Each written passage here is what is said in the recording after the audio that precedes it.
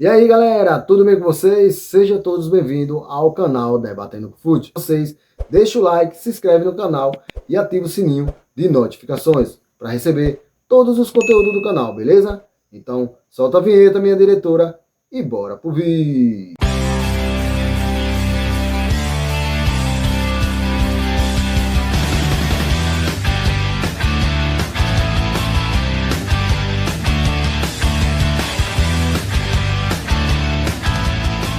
Vocês, deixa o like aí, se inscreve no canal, quem não for inscrito, beleza? E ativa o sininho de notificações, galera. Isso ajuda demais o canal, beleza? Falar de futebol, falar aí desse Campeonato Brasileiro, né? E começa aí também a Copa do Brasil, né? Bora falar aí de Campeonato Brasileiro, né? Falar de Campeonato Brasileiro, falar aí desses jogos que tiveram aí, dessa rodada do Campeonato Brasileiro. Classificação. Galera, quem for chegando aí vai deixando o like, beleza? Dá essa ajuda aí, dá essa força, dá essa moral, viu? Bora falar aqui de Campeonato Brasileiro, né?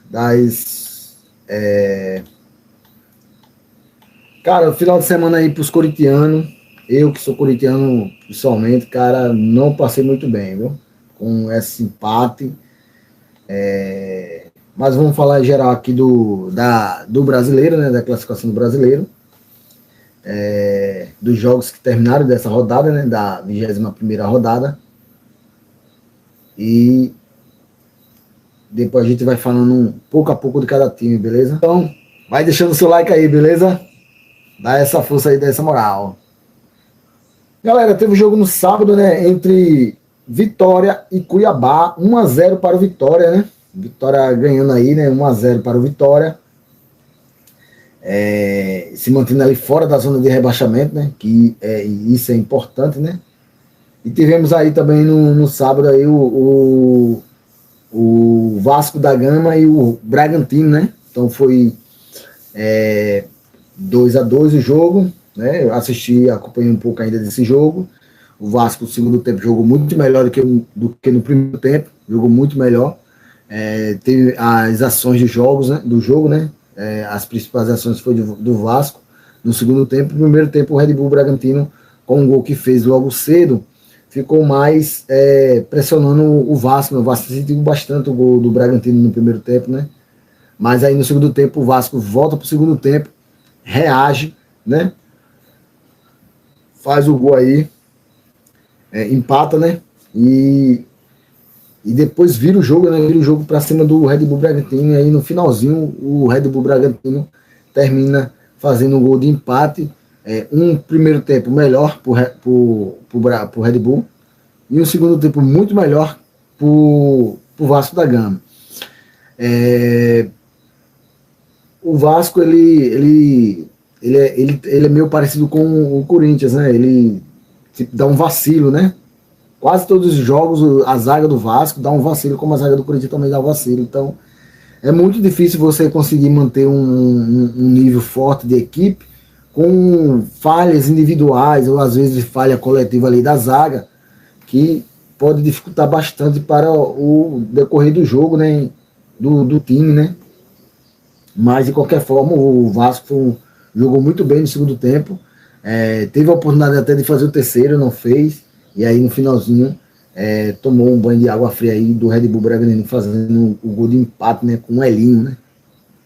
E aí galera, tá gostando do vídeo? Então peço a vocês, deixa o like aí e se inscreve no canal quem não for inscrito, beleza? E ativa o sininho de notificações para receber todos os conteúdos do canal. E mais, deixa aí o seu comentário. O outro jogo também foi o Criciúma no sábado, né? Criciúma e Atlético Mineiro, cara. Eu até projetava esse jogo para um Atlético Mineiro ganhar esse jogo, né? Só que Hulk saiu machucado, lesionado na panturrilha. E aí tudo... Sem Hulk, tudo fica difícil para o Atlético Mineiro, né? E aí o Criciúma faz o primeiro gol, depois termina o jogo, o Criciúma ganhando, né? Do Atlético Mineiro por 2-1 e se mantendo fora ali também, com uma pegada muito forte, né? E o outro jogo do sábado, né? Foi 4 jogos no sábado, e o outro jogo do sábado foi o Atlético Goianiense e o Botafogo, cara. O Atlético Goianiense jogando em casa e o Botafogo fez um gol, né? Abriu o gol, né? Abriu. E depois O Atlético Goianiense terminou empatando, mas aí, meu amigo, depois o Botafogo fez mais 3, ganhando o jogo por 4-3.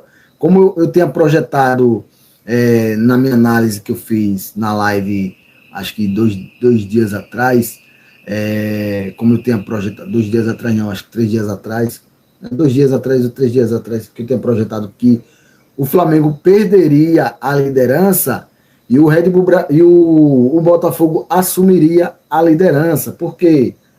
Porque eu pela minha análise e vendo as estatísticas dos dois times, e o Botafogo vem numa pegada muito forte, eu falei que o Botafogo ganharia do Atlético Goianiense e passaria o Flamengo. E o Flamengo empataria, eu ainda coloquei assim, empataria com o São Paulo, ou empataria ou perderia para o São Paulo, né?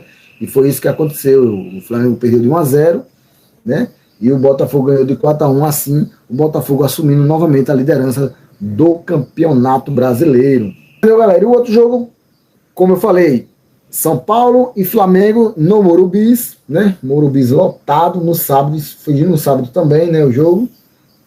Tivemos 5 jogos no sábado e o São Paulo ganhou do Flamengo de 1-0. Flamengo meio misto ali, né? Meio misto e o São Paulo não tem nada a ver com isso. O que é que fez? Ganhou e se mantém ali na mesma pegada, né?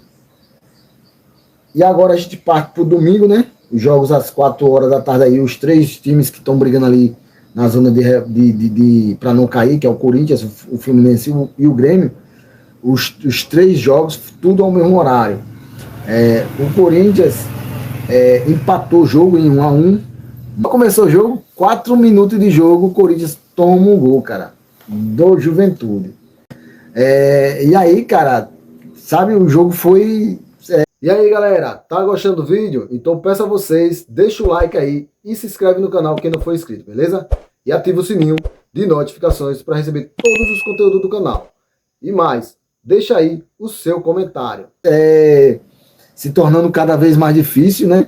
Parecia ser mais fácil para o Corinthians, estava se tornando mais fácil para o time do Corinthians, mas ao mesmo tempo parecia que estava se tornando mais difícil ainda, porque o time do Corinthians não soube aproveitar a oportunidade de ter 2 jogadores a mais. O lance do impedimento, para mim, a linha foi traçada errada, para mim tá impedimento, tudo. E depois o Corinthians melhorou, jogou melhor, o Juventude recuou o time, o Corinthians teve a oportunidade de fazer o primeiro, teve a oportunidade de fazer o segundo, teve a oportunidade de fazer o terceiro. O Corinthians tomou um contra-ataque que não deveria ter tomado, sabe? Então o Corinthians tomou um contra-ataque do Juventude, que se não fosse o Hugo Souza, o Juventude teria abrido 2-0, então teria ampliado mais ainda a vantagem para o Corinthians. No segundo tempo, o time, o Ramon Dias faz substituições, troca jogadores, e o time continua do mesmo jeito, querendo entrar com a bola dentro da área para finalizar no gol. Então, cara, se você não está conseguindo penetrar na zaga do adversário, o que é que você tem que fazer? Tem que fazer o balanceio, né? Para que a zaga possa se movimentar. E nessa movimentação você conseguir abrir a zaga para você finalizar de fora da área ou ou bem próximo da área, né? Isso que faltou para o Corinthians, né? Você chutar mais, você testar mais no gol. O Corinthians teve 34 chutes, né? 34 finalizações, mas só acertou 10 no gol. Dessas 10, ele poderia ter tido chance de fazer 3, 4 gols, né? 4 gols. Então, para você ver como está a finalização do Corinthians, né? Muito ruim, péssima, né? Péssima finalização do Corinthians. E aí o Corinthians o tempo foi passando, e parece que quando você está precisando do resultado, o tempo passa mais rápido, e isso dificulta cada vez mais, porque você vai ficando ansioso, vai ficando com aquela ansiedade. Aí entrou o Pedro Henrique, né? Aí 3 minutos depois o Pedro Henrique desvia a bola, faz o gol, o Corinthians empata, mas assim mesmo o Corinthians continuou muito mal na partida. Teve um lance também que, para mim, foi pênalti, né? E aqui no Brasil normalmente se marca muito pênalti assim, dessa forma. E que interessante que para a mídia Isso aí não foi para mídia, isso aí não foi pênalti, né? Alguns comentaristas falaram que não foram pênalti. Cara, é normal marcar pênalti desse jeito aqui no Brasil. Então ele estava com a mão aberta, estava com o braço aberto, realmente fazendo a movimentação de cabeceio, porém ele faz o movimento de cabeceio para frente e mantém o braço aberto. E aí a bola pega no braço e o juiz não dá nada, o VAR analisa também, considera como se fosse simplesmente uma casa ali, a bola bater no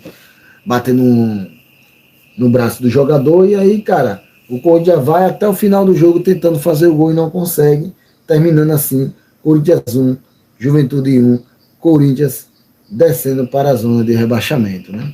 E lá no Rio de Janeiro teve o Fluminense Bahia, né? E aí o Fluminense fez o primeiro gol, o VAR anulou, e depois o Fluminense fez um gol, né? Conseguiu fazer um gol e conseguiu segurar o resultado até o final. E aí o Bahia deu uma caída muito grande agora no campeonato, né? Nesses últimos jogos. Então deu uma caída muito grande. E o Fluminense terminou saindo com a vitória. É uma sequência de 4 jogos, aí, se eu não me engano, sem perder, né? Ganhando. E aí a gente parte para outro jogo também do fim de semana, né? Do domingo, que foi o do Atlético Paranaense e Grêmio. O jogo do Fluminense e Bahia, eu projetei mais ou menos ali um empate ou uma possível vitória do Fluminense. Já no jogo do Atlético Paranaense, eu projetei, fiz a projeção aí de ou empate ou Atlético Paranaense, mas simplesmente o Grêmio fez 2-0 em cima do Atlético Paranaense. Simplesmente isso, entendeu? O time deu uma evolução, deu um salto, né? Ganhou confiança. Me parece que quanto mais passa o tempo, mais o Grêmio se entrosa mais o Grêmio se prepara mais, né? Porque ele ficou quase um mês, acho que ficou com um mês aí sem treinar. E aí, cara, ele consegue sair da zona de rebaixamento pela primeira vez aí, desde que entrou lá, né? E o outro jogo também do domingo foi o Internacional e Palmeiras, né? Que o Internacional fez o gol e esse resultado ainda estava sendo mais ruim ainda, pior para o Corinthians, com a vitória do Internacional, até porque o Internacional está ali é o primeiro fora da zona, né? Então está numa briga ali grande ali, né? Entre Internacional, Grêmio, Bahia, ou Grêmio, Vasco, né? Que ainda corre risco, Criciúma, Juventude, Vitória, né? Atlético Goianiense a gente já até que acha que já está rebaixado, né? Então, portanto, há 3 vagas ainda para o time cair. E o próprio Cuiabá, que tem um jogo a menos. E o mais difícil ainda para o Corinthians é que a maioria desses times tem um jogo a menos. Então, só que quem não tem um jogo a menos é o Vitória e o Atlético Goianiense. O Atlético Goianiense está atrás do Corinthians. Então, não consegue estar com 12 pontos. E o Vitória está 1 ponto na frente do Corinthians, mas também tem a mesma quantidade de jogos que o Corinthians, né? Então, quer dizer, uma vaga... tem 3 vagas abertas, então tem 2 times com a mesma quantidade de jogos. Porém, eu quero fazer uma observação, galera, que esses times que estão com jogos atrasados, alguns desses times vão enfrentar times que os dois estão lá embaixo, e alguns desses times que vão ter que tem jogos a menos, que estão lá embaixo, vão enfrentar quem está lá em cima. Então, jogos atrasados não é sinônimo de vitória, nem sinônimo de 3 pontos. Há uma esperança, mas pelo futebol que o Corinthians está apresentando, essa esperança é menor porque pelo futebol que está apresentando. Então, dificulta cada vez mais para o Corinthians, mostrando o futebol que está jogando, né, o futebol que está apresentando, para a tabela. Porque os jogos a menos, isso não quer dizer que o time vai ganhar as 2, ou vai ganhar aquele está atrasado, por exemplo, Cuiabá. O Cuiabá tem um jogo a menos, se eu não estiver enganado. E aí, ele está com 17 pontos. Se ele ganhar, ele vai a 20 pontos. Então, quer dizer, ele iguala com o Corinthians. Então, é uma briga bem direta entre eles dois, entendeu? E aí, o Palmeiras empata o jogo. E aí, esse empate é muito fundamental, é muito importante também para o Corinthians, para quem está ali na briga, para não cair. Entendeu? Mais uma observação, que o Internacional tem 5 jogos a menos. É garantia de o Internacional ganhar os 5 jogos? Não. Mas se ganhar os 5 jogos, o Internacional vai brigar lá em cima pro Libertadores, ou até, quem sabe, o próprio Brasileiro, dependendo da sequência que ele tiver daqui para frente e se ele ganhar todos os jogos aqui para frente, né? Então a possibilidade é grande. Vamos dar uma olhada aqui na classificação. Em primeiro lugar está o Botafogo, né? 43 pontos em 21 jogos jogados. O Flamengo está em segundo lugar, 40 pontos em 20 jogos. O Fortaleza está em terceiro lugar, com 39 pontos, né? O Palmeiras perde uma posição, cai para quarto lugar, com 37 pontos. O Cruzeiro vem em quinto lugar, né? Com 35 pontos. O São Paulo está em sexto lugar, né? Com 35 pontos também, colado no Cruzeiro. Em sétimo lugar, o Bahia, cara. O Bahia que vinha numa pegada muito forte aí no início do Campeonato Brasileiro, entre os primeiros ali, né? Entre o top 3, né? Depois ficou top 4, top 5, e agora está em sétimo lugar, porque o Atlético Paranaense, mesmo com a derrota, se mantém ali em oitavo. Por quê? Porque o Atlético Mineiro também perdeu, né? Com 28 pontos.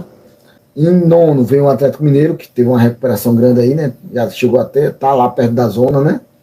Com 28 pontos também.